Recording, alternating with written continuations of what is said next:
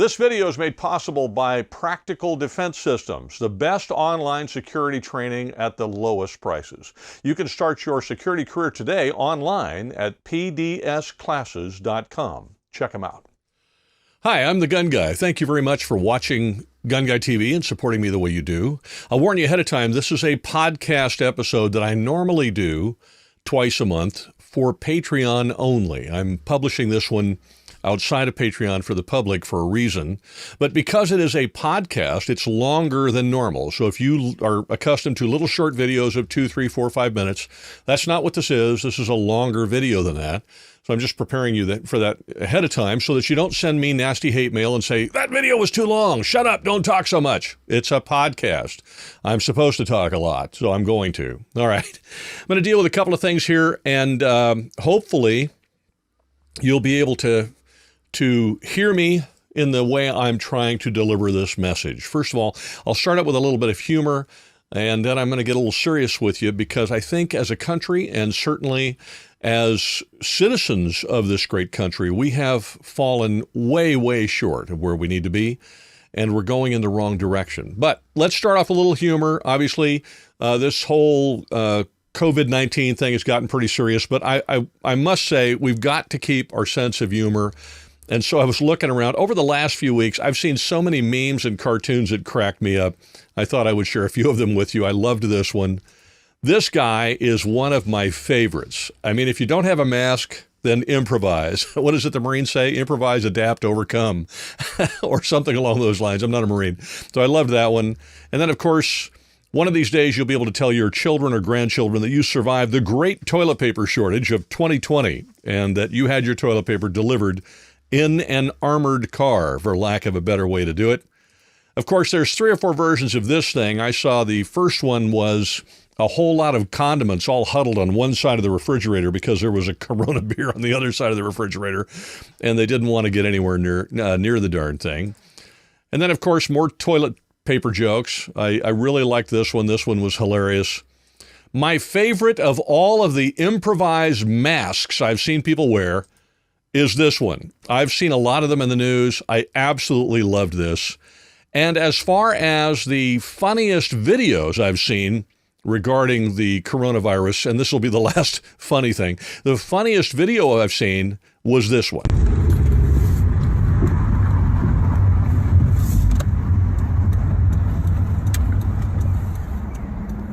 John? John? What's up? Are you John? Yeah, who sent you? Anthony. What's the password? Find your beach? All right, did he tell you how much? Yeah. See it.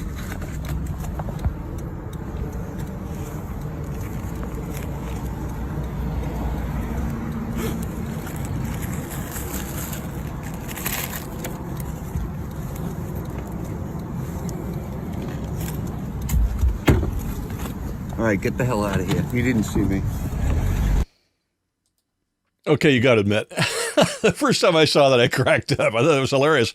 But it's to some degree, it's almost come that far. So that's, now that we've done some funny things, there's some things in the news today that I thought were kind of interesting and at the same time somewhat predictable. So I think I'll show you those real quick. This one certainly is totally predictable, and that is that now that the toilet paper is all gone, people are stocking up on ammo, they're buying guns, they're getting prepared because they're worried about their neighbors looting or society falling apart or any of those kind of things. And then, of course, Gavin Nuisance or Gavin Gruesome or whatever you want to call him in the state of California at a recent press conference, I think it was on Sunday. Either he was asked about the potential of martial law or he brought it up, and then that became a big subject, is martial law. And, of course, now I've gotten emails from people. I've seen comments about it. I've gotten people asking me about martial law. I've got all these things coming up about martial law now, to the extent that I actually sent a question to a friend of mine who is in law enforcement in a rather kind of important position where I thought I'd get a straight answer from him about martial law. And he said, no, that would only happen if and when the government had lost complete control of law enforcement and they needed to step in with martial law, but not to deal with a pandemic like this. That's just not likely. Is it possible, I suppose? Yes. Is it likely? No. So here's my point behind the whole thing. I am in my 60s, just so that you know, in case you don't watch my channel very much. My grandparents were born around the turn of the century from 1800 to 1900. And so they lived through the First World War, the Second World War, the Great Depression, and some difficult times. They were also farm folk. It was mostly an agricultural society in the United States at the time. And so they grew up in the country on farms where it was extraordinarily common for them to harvest during the harvest season and then can and store and smoke and whatever to store and preserve food for the off season in the winter. That's what they did. So my grandparents were in the habit of keeping a rather large pantry full of stuff. And my grandmother, particularly my Grandma Rose, who was a little short Italian lady about this tall, she would shop in the pantry. If she was in the kitchen preparing something and she didn't have what she needed, she'd go to the pantry and look up there and get on her little stool and get it. And if they started getting low, then she would let my grandfather know. She'd say, Charlie, we're a little low on this and this and this. And then they would go shopping and they'd fill it back up again. But essentially, a lot of her shopping was done in her own house in her own pantry because they were always stocking up for slow times, hard times, whatever that case may be. Now, did they have a garage full of provisions? No. Did they have 6 years worth of food and 4 years worth of water and 22 years worth of toilet paper and all of the hand sanitizer that exists in the United States? No, they didn't do any of that. They stocked up for difficult times, knowing that there may be times which are challenging that they would need to be prepared for. Now, if you think I'm bashing preppers, I'm not. I think the prepper society actually is probably smarter than the rest of us in a lot of cases. I'm not so much a prepper as I am a guy who grew up raised in that type of environment with that type of philosophy. And so even today, my wife and I stock things up. We have a rather large pantry and we always keep it full. So when this stuff started happening, did we take stock of what we had and what we needed to fill up and go fill it up? Yeah, sure. Did we stock up toilet paper and paper towels and that kind of stuff? Sure. Do I have a storage unit full of toilet paper and paper towels for the rest of my life? No, we'll run out and then we have to go get more. In fact, my wife went shopping today because she needs to stock up a couple of things in the pantry that we're a little low on if she can find them. So that's what she's going to go do. I want to remind you where those folks, my grandparents and my parents, came from. I want you to see the mindset that they had during World War II. Because during World War II, the men were shipped off to fight, and a lot of times it was the women who stayed home and did things. And some of the men stayed home and did things. My Grandpa Charlie, for example, was a welding foreman in a Navy shipyard, and they would not take him for the war. They made him stay back and teach women how to weld so that they could build Navy ships. So some of the men were not allowed to go to war because of what they did, and what they did for a living was sensitive. He was furious. He wanted to go. As it ended up, he stayed home, and he taught ladies how to weld so that they could build ships, Navy ships that were badly needed. Now, some men stayed behind, too, to weld. It wasn't just him, but there were certain key positions that they didn't want to leave vacant. They needed people to teach other people how to do things. But along the way, they came together for things. I remember the stories told by my grandparents, by my great aunts and uncles, and by the people I knew who were born in 1885, 1890 or whatever, and they lived through that time. I remember the stories of the victory gardens. I remember the stories of them saving tires, used tires, so that those things could be recycled, saving copper, saving different minerals and different types of metals so that they could be used in the forging of tanks and the building of ammunition and the things that were for the war effort. And the war effort was a big deal. I remember talking with those people about those things and hearing from the greatest generation the kinds of things that they came together to do for the country and for each other. I remember my grandmother and my grandfather talking about the victory garden they had in the back of the house. And I remember both grandparents talking about how they did that. And the reason for that was that way they could help feed themselves and their neighbors. And they worked together with their neighbors to make sure that those gardens continued to grow, that they could take care of each other. And that way, every time there was anything to grow, you can grow a lot of vegetables in your yard. If you've ever done it, you know, we have a garden and I like to grow stuff. You know that if you start growing tomatoes, you're going to have more tomatoes than you can possibly eat. So you end up canning some if you know how to do that, or canning stewed tomatoes or sliced tomatoes or whatever, and you're going to use them later. Or maybe you just share them with your neighbor who doesn't have any tomatoes. That's the mindset of the greatest generation. And in a lot of ways, I have seen that's the mindset of the children of the greatest generation. That's the mindset of that was mindset of my parents. And so that's my mindset as well. My wife and I are prepared for hard times because we're always prepared for hard times. Now, we're not prepared for 3 years of hard times or the grand apocalypse or the zombie apocalypse or whatever.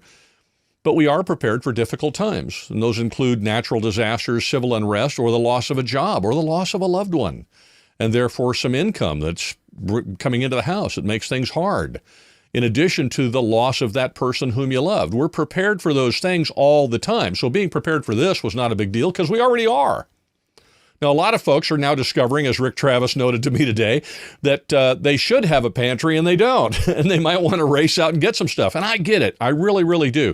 But we have gone, in our society, we've gone from this mentality to this mentality. That's where we're at. We've gone from working together to accomplish something and sticking together to take care of each other to an environment where we hoard things and we don't take care of each other and we're not even interested in trying. We've become a society of people who hoard everything they can find during any emergency and then go stock up on guns and ammunition to prepare to kill our neighbor, with whom we're friends at the moment, rather than help our neighbor. Now, I can't help everybody in my neighborhood with what we have, but I can encourage them to also stock up a little bit. I can guarantee you if my neighbor's kids across the street are hungry, we're not going to let them go hungry. We're going to help. I guarantee you if a friend of mine calls me and says, "Hey, bro, I've run out of toilet paper. Can you help me out?" I'm going to help. Because that's what Americans do. Or at least that's what we used to do. Not so much anymore. Now it's every man for himself, every woman for herself, every family for themselves. Well, let me tell you something. No man is an island. And all by yourself, you cannot do this. And you shouldn't try. Not in that way.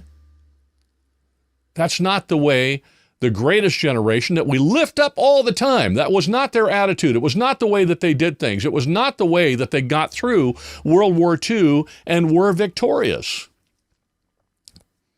I think the president is quite right. We're at war with an invisible enemy. And at the moment, it doesn't seem that bad because unlike other countries, South Korea, Italy, Spain, China, we haven't seen the brunt of it yet.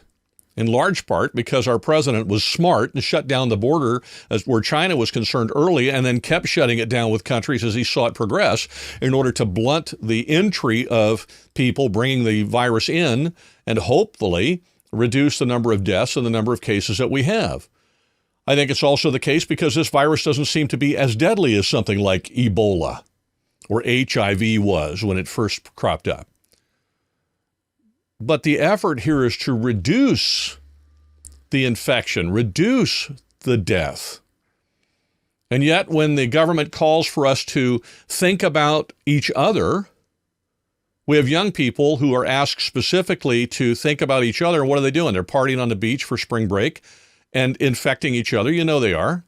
And then they're going to go see mom or dad, and they're going to infect them. Meanwhile, my son is concerned about going to work because he might contract a thing and bring it home to his mother and I because he doesn't want to get us sick. He knows I'm in my 60s. I've had pneumonia twice. I get bronchitis when I get the flu. And he doesn't want to kill dear old dad. He knows he's not going to die of it probably, but he could infect me, and it bugs the tar out of him, and it worries the tar out of him. And you know what? It should. And I appreciate the fact that he's taking every step he can take to keep from infecting us or getting infected himself for that matter.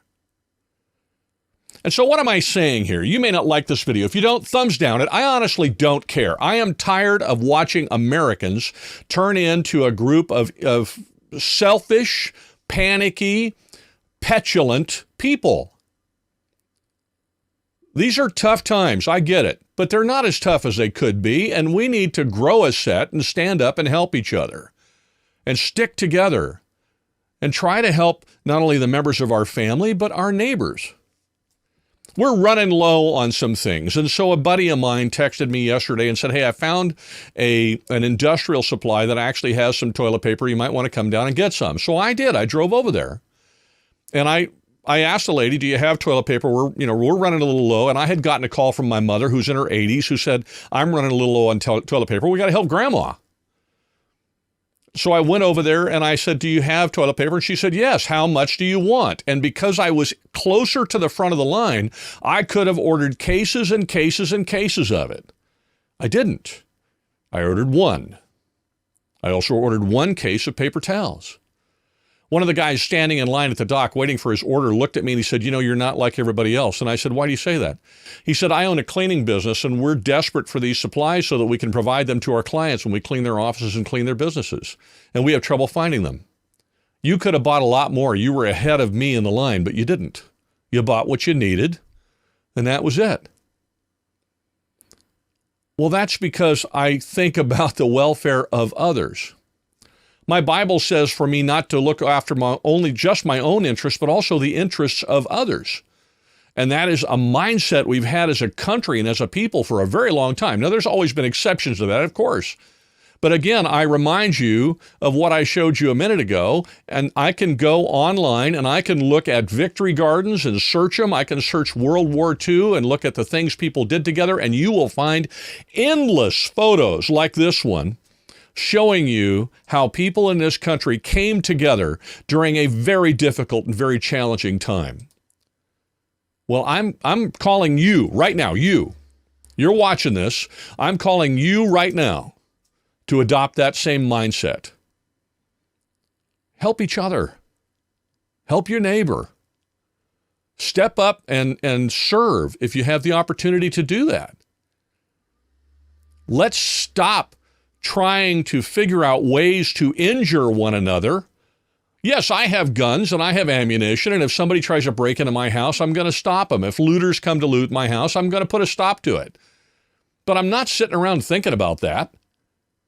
What I am thinking about is, what can I do for my mom and my stepdad who are very old? What can I do for my neighbor down the street who's very old? How can I help my neighbors across the street who have little children? How can I help the couple 3 doors down from us, 3 houses or 4 houses down, I think she's 3 houses down from us, who just had a baby? And now what? She's home because she just had a baby just a few days ago. How can I help my students? How can my wife help her clients and their families? What can we do for them? That's what we think about. Not how can we protect ourselves from other Americans. That's not the point behind all of this. This is our opportunity to come together as a people, just like maybe our parents or grandparents or great-grandparents, depending on how old you are, did during World War II. We get a chance now to act like the greatest generation, and I'm going to call you right now to do that. Now, if you disagree with me, go ahead and comment. I don't care. I don't read them anyway, to be honest with you, most of the time. If you don't like the video, I don't care. Because my job right now as an influencer, which Chuck Michelle at CRPA told me I am, is to use what little influence I have to call you back to a better way of thinking. And that's what I'm doing right here, right now. Well, if you've watched all the way through, I'm very grateful. If you're my Patreon supporter, please forgive me for sharing this publicly. It normally is just for you. But I think it was important to say, and so I've said it. Have a great week. Wherever you go, whatever you do, please be safe.